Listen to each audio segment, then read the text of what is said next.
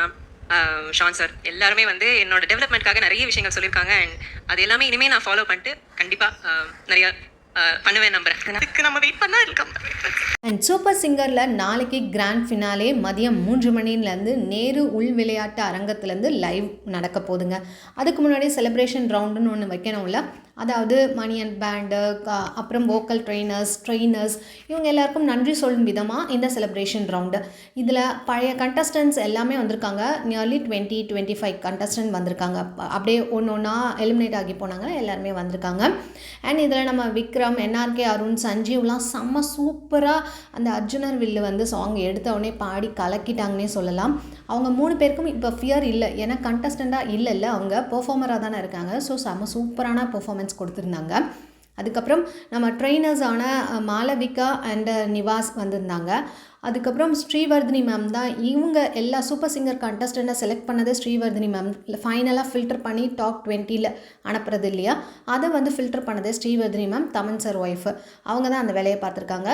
So நம்ம ஜானுக்குமே அவங்க தான் ட்ரெயினர் அப்படின்ற மாதிரி சொல்லியிருந்தார் ஏற்கனவே ஜானுமே. அது மட்டும் இல்லாமல் அபிநயா, அபிலாஷ் இவங்க எல்லாருமே வந்து ட்ரெயினர்ஸ். சில பல பேருக்கு, அதாவது ஸ்ரீநிதி, ஸ்ரீபிரகாஷ்க்கு வந்து அபிலாஷ் வந்து ட்ரெயினர், லின்சிக்கு அபிலாஷ் ட்ரெயினர். ஸோ அவங்கெல்லாம் வந்திருக்காங்க.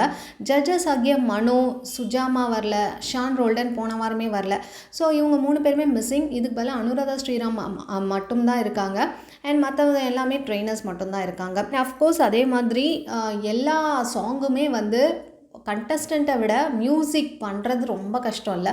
அந்த இது கரெக்டாக ரியலாக அந்த மியூசிக் எஃபெக்டை கொண்டு வந்தால் தான் பாட்டு வந்து ஹிட் ஆகுமே. அவங்க பாடுறது இல்லாமல் அந்த மியூசிக்கோட எஃபெக்ட்னு ஒன்று இருக்குது.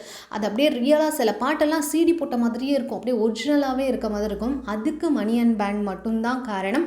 ஸோ அவங்கள சிறப்பிக்கும் வண்ணமாக அவங்கள ஸ்டேஜுக்கு கூப்பிட்டு அண்ட் அவங்களுக்கு சூப்பர் சிங்கர் 10 மணி அண்ட் பேண்டுன்னு சொல்லிட்டு ஒரு ஷீல்டும் கொடுக்குறாங்க.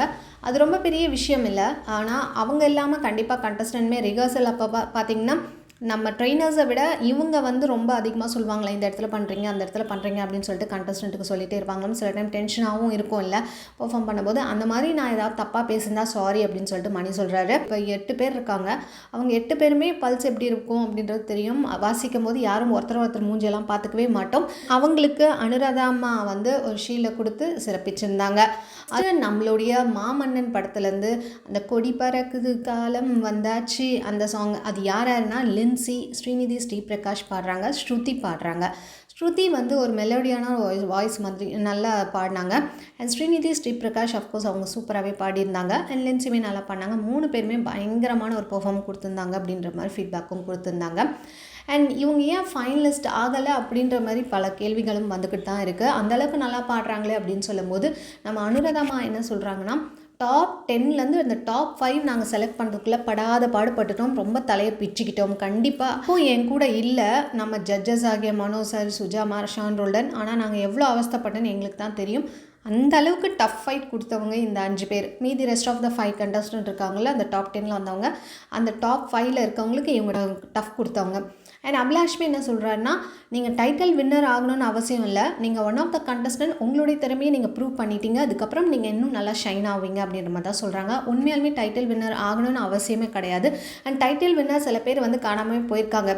நம்ம பிரியங்கா இவங்கெல்லாம் இன்னும் வந்து அப்படியே இன்னும் போயிட்டே இருக்காங்க. ஸ்ரீனிஷா நிறைய பேர் வந்து இன்னும் கான்சர்ட்டுக்கெலாம் நிறைய போயிட்டு வந்துட்டுருக்காங்க. டைட்டில் வின்னர்ஸ் பெருசாக வந்து இன்னும் ஷைன் ஆகிற மாதிரி எனக்கு தெரியல. வேணால் சூப்பர் சிங்கரில் டைட்டில் வின்னர் அப்படின்ற மாதிரி சொல்லிக்கலாம். பட் அதர் கண்டஸ்டண்ட்டுக்கு இன்னும் நிறைய வரவேற்பு இருக்குது. அந்த மாதிரி ரெஸ்ட் ஆஃப் த கண்டஸ்டண்ட்டுக்கு நிறைய வரவேற்பு இருக்கும் அப்படின்ற மாதிரி தான் சொல்கிறாங்க. அண்ட் இதில் ஸ்ரீநிதி, ஸ்ரீபிரகாஷ் என்ன சொல்கிறாங்க அப்படின்னா, நான் நிறைய இந்த ஜேர்னியில் நிறைய கற்றுக்கிட்டேன். அதுக்கப்புறம் ஜட்ஜஸ் ஆகிய ஷான் ரோல்டன், மனோஜா, சுஜாமா, அனுராதா மாமா எனக்கு என் முன்னேற்றத்துக்காக நிறைய சொல்லியிருக்காங்க அப்படின்னு சொல்லிட்டாங்க. இதுக்கு ஒரு கான்ட்ரவர்சியாக இருக்குது. இப்போ ரீசெண்டாக ஒரு இன்டர்வியூ கொடுத்துருந்தாங்க பிகைண்ட் வுட்ஸில்.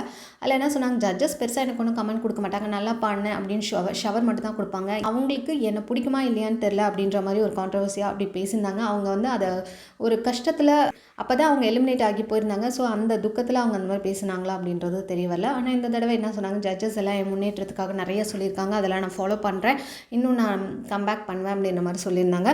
அண்ட் ஸ்ருதி என்ன சொல்கிறாங்கன்னா, நான் படிச்சுட்டு இருக்கும்போது எனக்கு ஒரு வாய்ப்பு கிடைச்சிது, நான் அதை மிஸ் பண்ணிட்டேன், அந்த டைமில் தான் அடுத்து வந்து சூப்பர் சிங்கர் கிடச்சிது. நான் இந்த மேடைக்கு வந்துட்டேன். ஸோ இப்போ நான் நல்லா ரீச் ஆகிட்டேன். எந்த ஒரு விஷயம் நமக்கு கிடைக்கணும் இருக்கோ அது கண்டிப்பாக நம்மக்கிட்ட வரும். கண்டிப்பாக எழுதியிருந்தால் அது நம்மக்கிட்ட வரும், யாராலும் தடுக்க முடியாது அப்படின்ற மாதிரி சொல்லி அழுகுறாங்க. அதுக்கு பிரியங்கா கண்டிப்பாக நான் ஏற்கனவே சொன்னது தான், நமக்குன்னு இருக்க ஒரு விஷயம் வந்தே ஆகும், அதை ஃப்ரீயாக விட்டுருங்க. அது நமக்குன்னு வரணும்னா கண்டிப்பாக ஏதோ ஒரு டைமில் அது வந்துடும் அப்படின்ற மாதிரி சொல்கிறாங்க. அஃப்கோர்ஸ் இது உண்மையான ஒரு விஷயம் கூட.